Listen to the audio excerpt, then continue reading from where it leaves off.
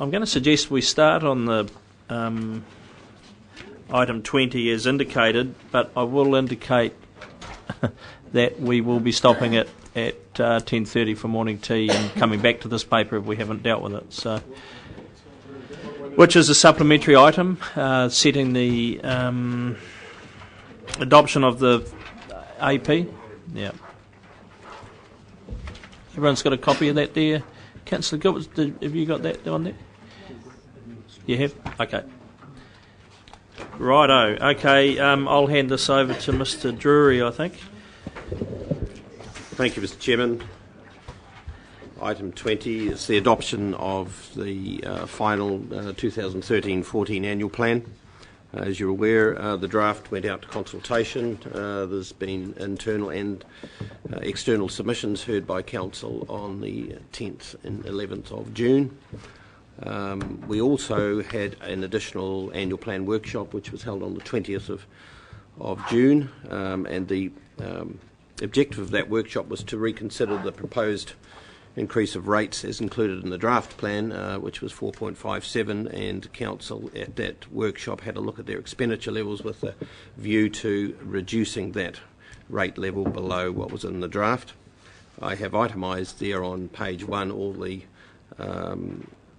resolutions made at that workshop about decreasing expenditure for the 13-14 year, and there's 5 or 6 areas there. The impact was to reduce expenditure by 258,000, which will bring, if adopted at this council meeting, will bring the proposed rate increase from the 4.57 in the draft plan to a 2.8% increase, and that's what's proposed to be in the final adopted annual plan. Just a couple of other points. The attachment 1 and attachment 2 indicate what the recalculation of the deficit or the underlying deficit will be for the 13-14 plan. Attachment 1 indicates that will be 880,000. Most of that, of course, refers to carry forward of 633,000, which was carried forward from 2012-13, and that funding will go from 12-13, the current year, to the 13-14 year. So the funding transfers from one year to the other. And the final attachment 2 indicates the cash operating balances for this council. They're relatively healthy. At the end of this 12-13 year, we believe they'll be in the order of just over 5 million. And at the end of the 13-14 year, given that we have a projected deficit of 880,000, the cash operating balances should reduce to 4.3 million. We have a policy, and I'll remind you of that we endeavour to have at least 4 million in our operating cash reserves in order to fund council activities, because cash flows are quite there's a lot of highs and lows, the highs being our dividend coming through the investment company, and also rating, which is paid predominantly in January of each year. I think I'll leave it there, Mr Chairman. Yeah, right. Questions, Councillor Rose. The question, attachment 2, page 9, Mr Drury. I wonder if you would just go through what we've done with the Venture Hawke's Bay internal loan. I must admit at the workshop I wasn't quite clear where that money's coming from to repay the loan, or what we've done to tidy that up. Yeah, what we had, we really had an internal loan, and the proposal, the proposal in the draft plan was that the economic development rate was used to service an internal loan. The proposal at the workshop was to take funding from the cash operating reserves and retire that loan. And if that loan was paid off from our reserves, then the economic development rate would no longer need to service it. So therefore the economic development rate level could be reduced. So that means that Venture Hawke's, the funds owed by Venture Hawke's Bay now will be completely eliminated. Is that? Absolutely, absolutely. Well, Venture Hawke's Bay is council, really. Oh, well, I understand that. But there was a particular reason we wanted that money to be paid back. Absolutely. Questions? Councillor Remerswell. Thank you, Mr. Chair. Just in relation to the point 5.5 and the recommendation 2.5, and this is in relation to a change in the recommendation that I'm prefiguring. So if we took that $10,000 reduction and no longer cancelled those webcasting of the committee meetings, could that $10,000 be made up by a reduction from the community engagement budget instead, so that there was the financials would still stack up? Through you, Mr. Chairman, that operational budget for the webcasting is already in the community engagement budget, so that's where the reduction is coming from in any event. So could that amount, could that budget be changed? No, could that money?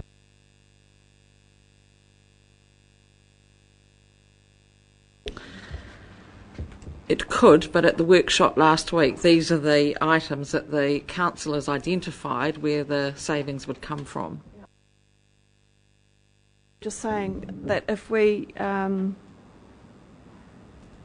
that be made up from another area? Physically, yes, but in relation to this decision, no. So how does that work then? Will you either vote for it or you vote against it? Any other questions? Someone happy to move? Happy Mr. to Chair? move? Councillor Scott, you wish I'd to like second? move. Councillor Scott's moved. Mr. Douglas, Councillor Douglas. Moved, seconded. Okay, you wish to speak? Mr. Chairman, I really congratulate the councillors and the staff on really at the last minute doing some hard work to try and tighten the braces on this, and I think that we recognise that with some of these the deference of work is a one-off, and that we have limited the increase as much as we can in line of inflation, plus the growth factors that we're allowed for. Councillor Douglas, seconded. You reserve your right. Okay, other speakers. Councillor Remerswell. Yeah, I'd like to move an amendment to this recommendation, which is that this recommendation moves 1, 2.1, 2.2, 2.3, but that recommendation 2.5 be removed from this recommendation, and then 2.6, 2.7, 2.8, 2.9 be. Just the 2.5 is removed. The recommendation is that 2.5 be removed. But the rest stand. The rest stand, thank you, yeah. Seconded for that. Happy to second it. Wish to speak? Yeah. Thank you, Mr. Chair. I was concerned when I saw that the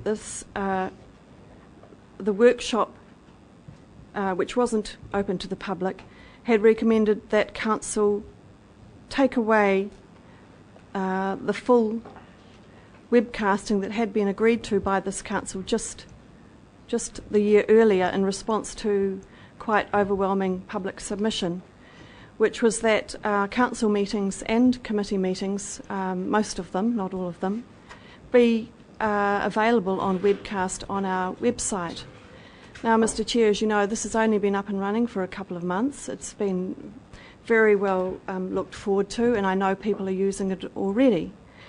And as you also know, Mr. Chair, it's at the committee meetings where all the discussions really fleshing out the decisions are made. It's not normally at full council meeting where you get a full discussion of all the matters of interest to the public. So for council to then come along and to an attempt to say to save $10,000 from its community engagement budget by not broadcasting or making the committee meetings available, in my opinion, is a real retrograde step, and it's against our spirit of transparency and engagement with the community, Mr. Chair.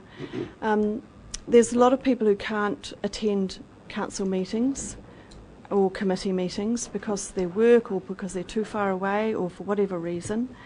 But now those people, our constituents, our public, our democracy, they can actually be well informed on the debate through accessing this information on the internet, which is an absolutely marvellous step in my view. So I'm asking Council to please consider, and I'm sorry I wasn't at the full discussion to hear what everyone had to say, but please reconsider this decision to save $10,000 by not broadcasting those committee meetings. Let's just put that on hold.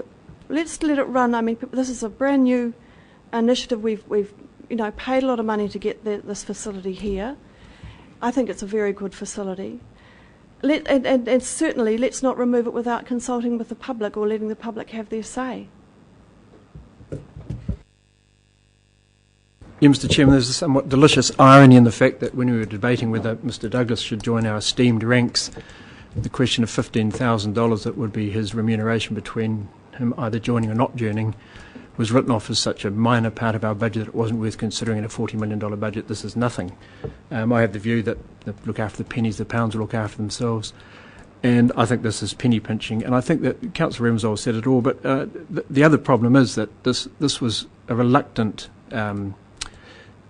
instigated by most councillors, and many councillors were quite open about the fact they didn't really want the public to be seeing this in action. And this will be seen very widely as a great chance for us to sort of justify the fact that we can get rid of this pesky public scrutiny by claiming it's an economical, it's a measure of economy. So I think it would be very unwise, both politically and financially, to cut this off at the knees before it's actually got a chance to prove itself. So I think it's unwise, it's unnecessary, and there are, as I'll say later, there are a great many other ways that we could have saved that $10,000 and should have. I support it, obviously.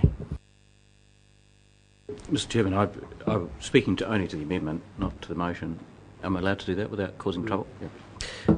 I'd actually be quite comfortable with the amendment if it suggested the other way of managing the 10,000 in the same light that Councillor Gibbons said, let's look after the pennies and the pounds will be sorted through. So if there was an amendment with a suggested alternate source, then I'm perfectly relaxed. Thank you, Mr. Chairman. I speak against the amendment. In making all these reductions, we're making a sacrifice. We're giving up something I think we'd prefer to have, but we've done that in the interest of reducing rates, given not the easiest of economic times at the moment, and this is one of them. I actually supported webcasting. I was one of the councillors that did, because I think it's new technology and it opens up our meetings in such a way that it's advancing the democratic cause. But we've been, my rough calculation is that up till now this council's had 500 regional council or standing committee meetings without webcasting, and we've sort of still been democratic. Nevertheless, the new technology's come along, and I think that this is one way we can make an economy.